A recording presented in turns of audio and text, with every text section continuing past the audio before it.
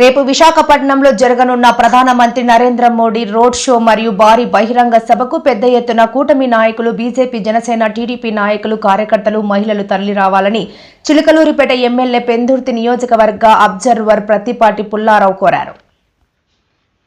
ఈ మేరకు మంగళవారం ఉదయం అనకాపల్లి జిల్లా పెందుర్తిలో, సబ్బవరం, పరవాడలో మండలాల్లో జరిగిన సమావేశంలో ఆయన మాట్లాడారు. కూటమి ప్రభుత్వం ఏర్పడి మొట్టమొదటిసారిగా భారత ప్రధాని విశాఖపట్నం విచ్చేయుచున్న సందర్భంలో సాదరంగా ఆహ్వానించడానికి పెందుర్తి నియోజకవర్గం నుండి ఎమ్మెల్యే పంచకర్ల రమేష్ బాబు, మాజీ ఎమ్మెల్యే పెందుర్తి నియోజకవర్గం ఇన్ఛార్జ్ గండి బాబ్జీ మరియు బీజేపీ ఇన్ఛార్జ్ గొర్లి రామానాయుడు నేతృత్వంలో సుమారు 35,000 మందిని సభకు తరలించేందుకు సన్నాహాలు పూర్తయ్యాయన్నారు.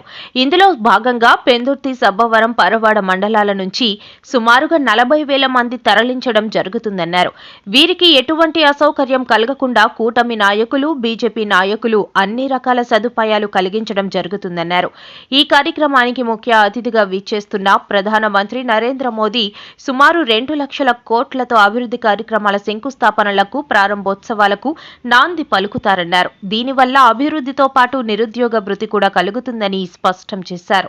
బుధవారం మధ్యాహ్నం సుమారు 3 గంటల ప్రాంతంలో జరగనున్న రోడ్ షోకు, భారీ బహిరంగ సభకు విశేష జన సమూహం హాజరై ప్రధానమంత్రి నరేంద్ర మోదీకు, రాష్ట్ర ముఖ్యమంత్రి నారా చంద్రబాబు నాయుడుకు, ఉప ముఖ్యమంత్రి పవన్ కళ్యాణ్ కు స్వాగతం పలకాలని ఈ సందర్భంగా ఆయన కోరారు. ఈ కార్యక్రమంలో పెందుర్తి నియోజకవర్గ ఎన్డీఏ కూటమి, జనసేన, టీడీపీ, బీజేపీ నాయకులు, స్థానిక అధికారులు పాల్గొన్నారు. ఎక్కడ ఏ లోటు లేకుండా చూసుకునే బాధ్యత వారి మీద ఉంది. ఎటువంటి లోటు లేకుండా చేస్తారు. మీరు బస్సు ఎక్కడం, మీకు కావాల్సిన ఫెసిలిటీస్ అన్ని, మంచినీళ్ళు కావచ్చు, ఫుడ్ ప్యాకెట్స్ కావచ్చు, ఎటువంటి ట్రాన్స్పోర్ట్ అయినా అరేంజ్ చేయడానికి రమేష్ బాబు గారు చెప్పినట్టు గ్యాలరీస్ లో ఎంత ముందు వెళ్తే అంత దగ్గరగా చూసేటువంటి అవకాశం ఉంది. ఎందుకంటే నేను ఫస్ట్ కూటమి దగ్గరగా చంద్రబాబు గారిని, పవన్ కళ్యాణ్ గారిని, మోడీ గారిని దగ్గరగా చూసేటువంటి అవకాశం ఉంటుంది. కాబట్టి దృష్టిలో పెట్టుకొని భారీగా తరలి రావాలని నేను మీ అందరినీ కోరుకుంటూ మీ అందరి దగ్గర సెలవు తీసుకుంటున్నాను. నమస్కారం. ఎర్లీగా మనం కూడా ఫ్రీ అయిపోతాం. మీరు తెచ్చే వాళ్ళకి కూడా చెప్పాల్సింది ఏంటి అంటే ఫస్ట్ 3, 3:30, 4 ఆ టైంలో మనం ఫ్రీ అయిపోతాం. మనం 11 గంటలకు, 10:30, 12 గంటలకు చేస్తే మనకు ఒక కంఫర్ట్ వస్తుంది. దయచేసి దాన్ని పాటించమని చెప్పి కోరుతూ, మీరు నాకు 50 మందితో ఒక టీం తయారు చేయండి. ఆ 7 కాకుండా ముందున్న వాళ్ళందరూ అవకాశం ఇచ్చినటువంటి పెద్దలకి, అదేవిధంగా ఈ మన ప్రాంతానికి 2 లక్షల కోట్ల రూపాయలు మన శాసనసభ్యులు కానీ, పార్లమెంటు సభ్యులు కానీ ఎంతో కృషి చేసి మన ప్రాంతానికి తీసుకొచ్చారు. అలానే మన భావి భారత అంటే మన భావి తరాలకి అంటే మన పిల్లలకి ఉద్యోగ అవకాశాలు 80,000, 50,000 పైచీలకి 70,000-80,000 ఉద్యోగాలు కూడా మన ప్రాంతానికి రావడం అనేది గొప్ప. దేశంలోనే ఎక్కడ ఇవ్వలేనటువంటి అవకాశం మనకు వచ్చింది.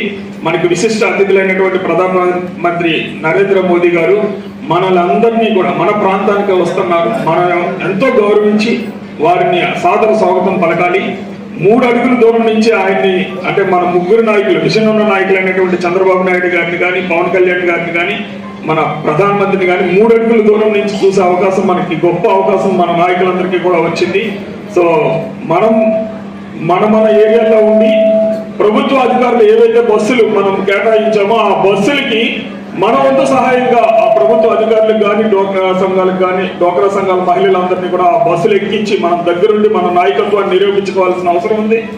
ఈ విధంగా మనం జన సమీకరణ చేసి వారికి సాదర స్వాగతం పలికితే మన యొక్క ప్రియతమ నాయకులు, శాసనసభ్యులు, పార్లమెంటు సభ్యులు గండి బాబ్జీ గారు, మన ఇన్ఛార్జ్ వచ్చినటువంటి మన నాయకులు ప్రత్తిపాటి పుల్లారావు గారికి, వీరందరికీ కూడా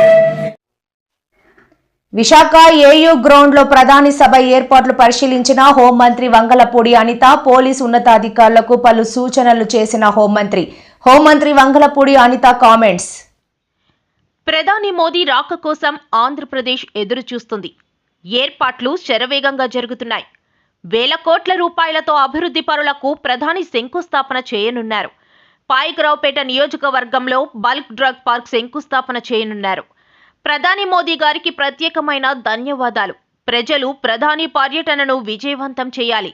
2019 నుండి 2024 వరకు పాయికరావుపేటలో ఒక్క కంపెనీ కూడా రాలేదు. ఇప్పుడు bulk drug park, steel plant రాబోతున్నాయి. పెద్ద సంఖ్యలో ఉద్యోగ అవకాశాలు రానున్నాయి. పర్యావరణకు ఎలాంటి ఇబ్బంది లేకుండా చర్యలు తీసుకుంటున్నాం. పార్కింగ్, ట్రాఫిక్ సమస్యలు రాకుండా జాగ్రత్తలు తీసుకుంటున్నాం.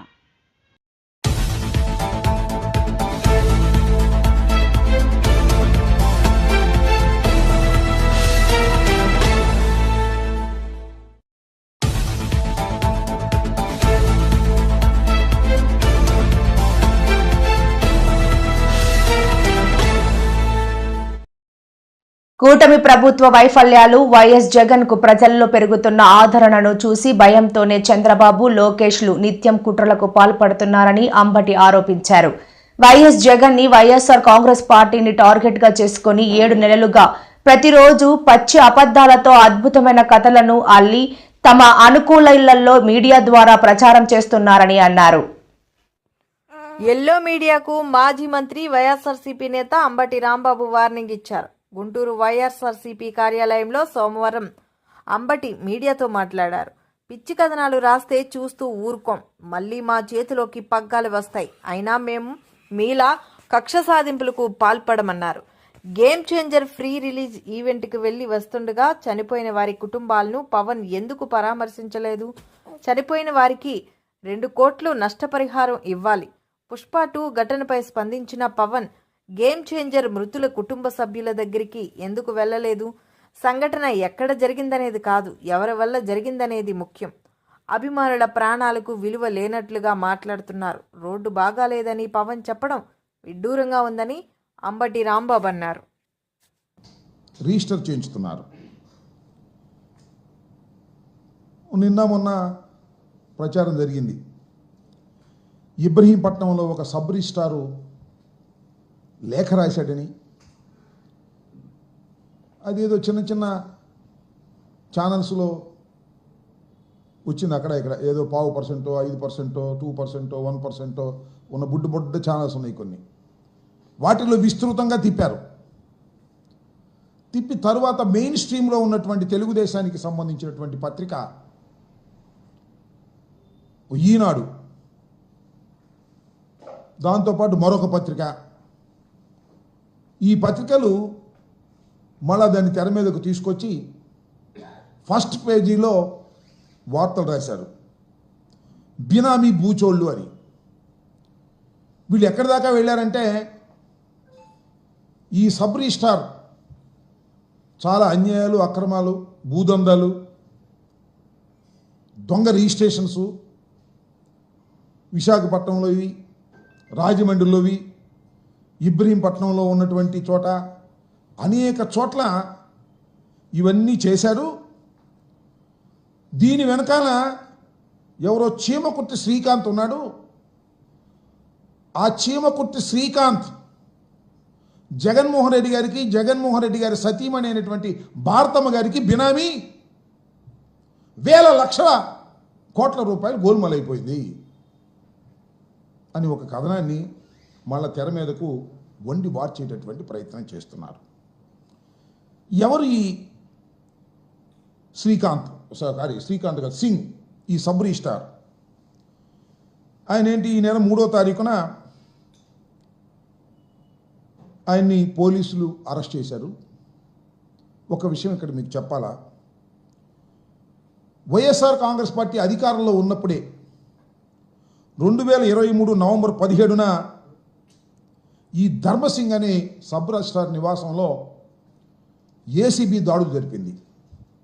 ఇతను ఆదాయానికి మించినటువంటి ఆస్తులు ఉన్నాయని, అవినీతి విచ్చలవిడిగా చేస్తున్నాడనేటువంటి ఆరోపణలు రావడంతో 2023 నవంబర్ 17వ తారీఖున, అంటే వైఎస్ఆర్ కాంగ్రెస్ పార్టీ అధికారంలో ఉన్నప్పుడు ఈయన మీద ఏసీబీ దాడులు చేసింది. ఇంటి మీద కుప్పంలోని టీడీపీ కార్యాలయానికి వచ్చిన ముఖ్యమంత్రి చంద్రబాబు, జననాయకుడు కేంద్రాన్ని ప్రారంభించిన సీఎం సమస్యలపై స్థానికులు వినతి పత్రాలు సమర్పించేలా కేంద్రం ఏర్పాటు. ప్రజల నుంచి వినతులు స్వీకరించి ఫిర్యాదులను ఆన్లైన్లో నమోదు చేసి సమస్యలు పరిష్కరించి ఆన్లైన్లో పొందుపరిచేలా ఏర్పాట్లు. వాటిని మనం ఎంటర్ చేసాం సార్ మాన్యువల్గా మీరు ఆటోమేటిక్గా మీరు వర్క్ తగ్గిపోవడానికి ఆ విలేజ్ వచ్చిన తర్వాత ఆటోమేటిక్గా అడ్రస్ వచ్చేస్తుంది కదా, మళ్ళీ ఎందుకు ఎంటర్ చేయాలి రాము? సార్ అంటే ఇదమ్మా నువ్వు మళ్ళా చెప్పు. ఇప్పుడు వార్డ్స్ ఇప్పుడు ఒక విలేజ్ ఉందనుకోండి, అడ్రస్ వచ్చిందనుకోండి, బ్యాక్ ఆఫీస్లో మొత్తం లింకింగ్ ఉంటే ఆటోమేటిక్గా రీకన్సిలేషన్ అయిపోతుంది కదా, మళ్ళీ యాడ్ చేసే పనిలే కదా. కొత్త కాంటాక్ట్ కాబట్టి ఫస్ట్ టైం రిజిస్ట్రేషన్లో యాడ్ చేయాలి సార్. రిపీటెడ్ విజిటర్ ఉంటే అవసరం లేదు. Second point voter. No, what I am asking, once voter list you are taking or you are taking different database. మీరు దరఖాస్తు నెంబరు ఇవన్నీ వచ్చిన తర్వాత మీరు విలేజ్ పేరు పెట్టారు, పలాని మండలం, పలాని పంచాయతీ, పలాని వ్యక్తి. వన్స్ అక్కడికి వచ్చిన తర్వాత నీ దగ్గర డేటా ఉంది కాబట్టి ఆ ఇంట్లో అతను ఫిక్స్ అయిపోయే పరిస్థితి రావాలి. అది ప్రాబ్లం ఏంటి మీకు? ప్రాబ్లం ఏం లేదు సార్, ఇందులో ఓటర్ లిస్ట్ కూడా ఉంది. ఓటర్ లిస్ట్లో సర్చింగ్ ఆప్షన్ కూడా ఇచ్చాము. So for now time being ఏంటంటే ఇప్పుడు వాళ్ళ ఇనిషియల్ లెటర్స్తోనే సర్చ్ అయితే నెంబర్ ఆఫ్ కాంబినేషన్స్ ఎక్కువ వస్తున్నాయి. సో జస్ట్ బిగిన్ చేశాం కాబట్టి ఫర్ నౌ మీరు కొత్త కాంటాక్ట్ క్రియేట్ చేయడం అని చెప్పాము. బట్ నా పేరు విలేజ్ సెలెక్ట్ చేస్తే సరిపోతుంది. పేరు ఇనిషియల్ లెటర్స్ అది ఫ్యూచర్లో సెలెక్ట్ చేస్తే ఆటోమేటిక్ మీరు అన్న డీటెయిల్స్ సార్ ఆటోమేటిక్ ఫిల్అప్ అవుతుంది. ఫిల్అప్ ఆటోమేటిక్గా వచ్చేట్టుగా చూస్తే సరిపోతుంది. ఇది వర్క్ ఇట్ అవుట్ లెటర్స్ నాకు అంటే గవర్నమెంట్ డేటాలో we are fixing Aadhaar and then house with GPS, not house number, with GPS also. So that దాన్ని బేస్ చేసుకొని ఆ ఇల్లు, address, number, everything will be linked automatic. Even by having the data ఆ వ్యక్తి యొక్క ప్రొఫైల్ కూడా వచ్చేస్తుంది ఫ్యూచర్లో. ల్యాండ్ ప్రొఫైల్, లేకపోతే హెల్త్ ప్రొఫైల్, లేకపోతే హాస్పిటల్, అన్నీ ఎడ్యుకేషన్, ఎవ్రీథింగ్ లింక్ పెట్టేస్తున్నాం. వాడు వృత్తి, ఎవ్రీథింగ్ అవన్నీ వచ్చినప్పుడు అక్కడ ఓవరాల్గా మనకు ఆ ఫ్యామిలీ యొక్క ప్రొఫైల్ మన దగ్గర ఉంటే డెసిషన్ మేకింగ్ ఈజీ అవుతుంది. Complete family, that is where we working.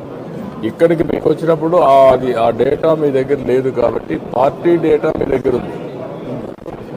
Party data అడ్రస్లో అవన్నీ ఉన్నాయి. అవన్నీ ఉన్నప్పుడు ఇది ఫిలప్ చేసుకుంటే ఆటోమేటిక్గా సింక్ అయిపోవాలి అంటాను నేను. కరెక్ట్ సార్, అయిపోతుంది. మార్నింగ్ మీరు చెప్పారు కదా, యా, అప్పుడే నాకు ఈజీ అవుతుంది. ఇక్కడ రెండు ఆస్పెక్ట్స్ మీరు గుర్తుపెట్టుకోవాలి. One is government, one is party, one is MLA. ఇది ఎమ్మెల్యే ఆఫీస్. పార్టీ ఆఫీస్ ప్యారల్గా పార్టీకి వెళ్ళిపోతుంది, గవర్నమెంట్కి వెళ్ళిపోతుంది. Then I will integrate in my party overall Kuppam. ఈ పక్కన నేను ఆర్టీ చేస్తే పోతే గవర్నమెంట్లో ఇంటిగ్రేట్ అయిపోవాలి. That is the system I'm building. అది కొంచెం దాన్ని వీలో పెట్టుకొచ్చేయండి. గాజువాక టీడీపీ కార్యాలయంలో కూటమి కార్యకర్తలు, నాయకులు విస్తృత స్థాయి సమావేశం జరిగింది. ప్రధానమంత్రి సభతో విశాఖపట్నం ఆర్థిక రాజధానిగా విరాజిల్లుతుంది. రాష్ట్ర పార్టీ పరిశీలకులు, సీనియర్ శాసనసభ్యులు జ్యోతుల నెహ్రూ విశాఖ స్టీల్ ప్లాంట్ను పరిరక్షించి కార్మికులు మరియు నిర్వాసితుల హక్కులు కాపాడటమే కూటమి ప్రభుత్వ ధ్యేయం. రాష్ట్ర టీడీపీ అధ్యక్షులు పల్లా జనవరి 8న విశాఖలో జరగబోవు ప్రధానమంత్రి బహిరంగ సభతో దేశంలోనే మరో ఆర్థిక రాజధానిగా విరాజిల్లుతుందని జగ్గంపేట శాసనసభ్యులు శ్రీ జ్యోతుల నెహ్రూ అన్నారు. ఈ రోజు గాజువాక తెలుగుదేశం పార్టీ కార్యాలయంలో కూటమి పార్టీల సమన్వయ కమిటీ సమావేశానికి పరిశీలన విచ్చేశారు. ప్రతిష్టాత్మకమైన ఈ సభలో రాష్ట్రానికి సంబంధించి అనేక అభివృద్ధి కార్యక్రమాలకు నాంది పలుకుతాయని అన్నారు. Visakha railway zone, steel plant, అనేక ప్రాజెక్టులకు ప్రధానమంత్రి నరేంద్ర మోదీ సారథ్యంలో, చంద్రబాబు గారి నాయకత్వంలో, పవన్ కళ్యాణ్ గారి ఆశీస్సులతో ప్రారంభమవుతాయని అన్నారు. ఈ సంక్షేమ కార్యక్రమాలతో ఆంధ్రప్రదేశ్ దిశ దశ మారిపోతుందని ఆశాభావం వ్యక్తం చేశారు. ప్రధానమంత్రి మోదీ పర్యటన విజయవంతం చేయడానికి విశాఖ నగరం ప్రజలతో పాటు ఉత్తరాంధ్ర ప్రజలు కూడా వచ్చి సంఘీభావం తెలియజేసి చరిత్రలో ఈ సభ మిగిలిపోయేటట్లు సహాయ సహకారాలు అందించాలని కోరారు. ఈ సమావేశంలో జనసేన ఇన్ఛార్జ్ కోన తాతారావు, బీజేపీ ఇన్ఛార్జ్ కన్నాం రెడ్డి నరసింహారావు, జనసేన నాయకులు గడసాల అప్పారావు, గంధం వెంకటరావు, జీవీఎంసీ కార్పొరేటర్లు బోండా జగన్, గంధం శ్రీనివాసరావు, పల్లా శ్రీనివాసరావు, రౌతు శ్రీనివాసరావు, మొల్లి ముత్యాల నాయుడు, బీజేపీ నాయకులు కృష్ణం రాజు, గూడూరు శంకర్రావు, టీడీపీ నాయకులు మాజీ కార్పొరేటర్ ఎండి రఫీ, విల్లా రామ్మోహన్, గోమాడ వాసు, సింధూరా, తెలుగు మహిళా అధ్యక్షులు Ananthalakshmi, BC cell Tammina Vijay Kumar, Janasena 75 incharge Kona Chinnaparao, 79వ ఇన్ఛార్జ్ మేడిశెట్టి విజయ్, 73వ ఇన్ఛార్జ్ జనసేన రౌతు గోవిందరావు తదితరులు పాల్గొన్నారు. అందరికీ నమస్కారం అండి. మరి ఈరోజు మీ ద్వారా ఉత్తరాంధ్రలో ఉన్నటువంటి ప్రజానికానికి, ప్రత్యేకంగా విశాఖపట్నం, మా గాజువాక ఉమ్మడి జిల్లా ప్రజానికానికి అందరినీ కూడా కోరుతున్నాం. రేపు మోడీ గారిది బహిరంగ సభ జరుగుతుంది. ఆ బహిరంగ సభని జయప్రదం చేయాల్సిందిగా ప్రతి ఒక్కరిని కూడా కోరుతున్నాం. ఎందుకంటే ఈరోజు ఈ రాష్ట్రం యొక్క ఆర్థిక పరిస్థితి చాలా దారుణమైనటువంటి స్థితిలో ఉంది. గత ప్రభుత్వం ఆర్థిక దోపిడీతో పాటు ఎక్కడ సంపద సృష్టించినటువంటి పరిస్థితి ఉంది. కనుక మళ్ళీ దీనికి కేంద్ర సహాయం కావాల్సినటువంటి అవసరం ఉంది రాష్ట్రానికి. అలాగే మన భవిష్యత్తును దృష్టిలో పెట్టుకొని మన రాష్ట్రం అభివృద్ధి చెందాల్సిన అవసరం ఉంది. కనుక పెద్దన్న పాత్రలో ఉన్నటువంటి కేంద్రం యొక్క సహకారం అందిపుచ్చుకోవడానికి కోసం మన ఈ సభని మనం విజయవంతం చేయాల్సిన అవసరం ఉందని చెప్పి ఈ సందర్భంగా తెలియజేస్తున్నాం. అలాగే ముఖ్యంగా కొంతమంది ఈ ప్రాంతంలో ఏదో హడావుడి చేసి కొంచెం ఇబ్బంది పెట్టేటటువంటి పరిస్థితులు ఉన్నాయి. కానీ మేము అందరినీ కోరుతున్నాం, గతంలో ఎన్డీఏ ప్రభుత్వమే స్టీల్ ప్లాంట్ పరిరక్షించింది. ఇప్పుడు కూడా 1650 కోట్లు తీసుకొచ్చి పరిరక్షించడం జరిగింది. ఇంకా దానికి కావాల్సినటువంటి ఆర్థిక నిధులు మనం అందిపుచ్చుకోవడానికి ఇప్పటికే మనకి కేంద్ర మంత్రి గారు అనౌన్స్ చేశారు. అవి ఇంకా తీసుకోవాల్సినటువంటి అవసరం ఉంది. కనుకనే ఇలాంటి ఇబ్బంది కలిగించేటువంటి పరిస్థితులు దయచేసి ఎవరు కల్పించొద్దని చెప్పేసి మీ ద్వారా నేను అందరినీ కోరుతున్నాను. ఎందుకంటే ఒకవేళ ప్లాంట్ మూసేయాలని అనుకుంటే ఈ పాటికే మూసేసి ఉండేవారు. గత ప్రభుత్వం అదే పని చేసింది. మూసేయాలని ఒక ఆలోచనతో ఏ రోజు కూడా ఒక పైసా కూడా తేలే. ఎన్డీఏ ప్రభుత్వం అధికారంకి వచ్చిన వెంటనే 1640 కోట్లు తీసుకొచ్చి మనం ఫుల్ ప్రొడక్షన్కి వెళ్తున్నాం. ఇంకా ఆర్థిక సాయం కావాల్సినటువంటి అవసరం ఉంది. రాష్ట్ర ప్రభుత్వం ఇప్పటికే అందిస్తుంది. దాన్ని కట్టాల్సిన మైన్స్ రూపంలో.